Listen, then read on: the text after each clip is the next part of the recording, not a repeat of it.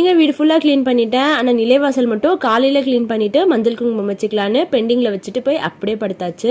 இன்னைக்கு காலையில தான் எழுந்து மஞ்சள் குங்குமம் எல்லாம் வச்சுட்டு இருக்கேன். எப்பவுமே ஃப்ரைடே தான் மஞ்சள் குங்குமம் வந்து நிலைவாசலுக்கு வைப்பேன். இந்த மஞ்சள் குங்குமம் வைக்கிறது பாத்தீங்கன்னா அவங்கவுங்க மாமியார் வீட்டு வழிபடி எப்படி வைக்கிறாங்களோ அந்த மாதிரி வைக்கணும். நான் எங்க வீட்டு மாமியார் வீட்டு வழியில எப்படி வைப்பாங்களோ அந்த மாதிரி நான் வச்சிருக்கேன். அதுக்கப்புறம் அரிசி மாவு கோலம் எப்படி போடுறதுன்னு சொல்றேன். ஃபர்ஸ்ட் அதுக்கு தேவையான ஒரு பொருள் எதுன்னு பாத்தீங்கன்னா சாக் பீஸ் தான். ஏன்னா எனக்கு அப்படியே டைரக்டா போட வராது.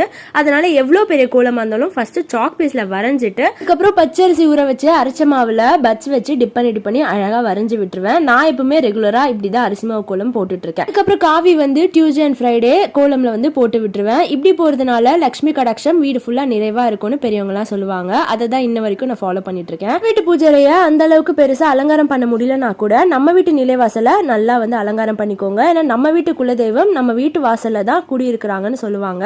அதனால எப்பவுமே நிலைவாசல வந்து நல்லா